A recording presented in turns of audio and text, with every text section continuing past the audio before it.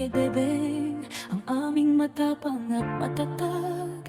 Kahit malayo sa amin, hindi ka tumitigil. Mga araw na walang tulog, sunod-sunod na trabaho, lahat ng hirap at pagod, kinaya mo para sa amin. Kahit halos wala ka nang matira sa sarili, ibinibigay mo pa rin ang lahat para sa pamilya. Salamat sa lahat ng sakripisyo mo, Ate Bebeng. Kahit pagod na pagod ka na, hindi ka sumuko. Kahit maubos ka pa, ibibigay mo pa rin para sa amin, para sa ating kinabukasan. Sobrang nagpapasalamat at ipinagmamalaki ka namin. Ikaw aming bayani, mahal na mahal ka namin.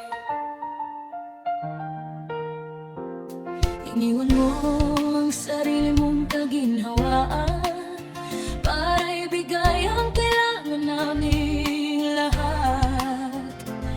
Sa likod ng iyong ngiti, may mga luhang itinago. Lahat ng pinaghirapan mo para sa amin inalay.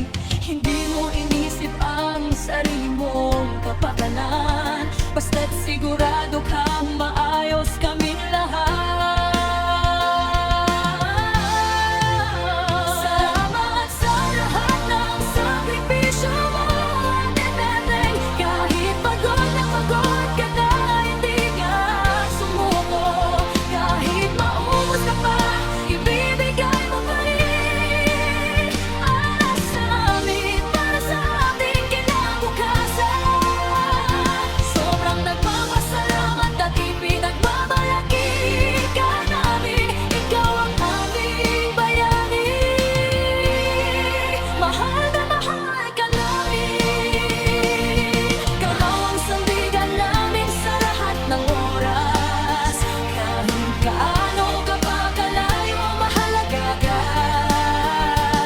Kaya naman ate, alagaan mo rin ang sarili. Magpahinga ka kapag may pagkakataon. Karapat-dapat ka sa lahat ng ginhawa at pagmamahal. Pagtatapos, maraming salamat aming matatag na Ate Bebeng. Ikaw ang pinakamagandang biyaya sa amin. Hinding-hindi namin makakalimutan ang iyong ginawa. Puno ng pasasalamat ang puso namin.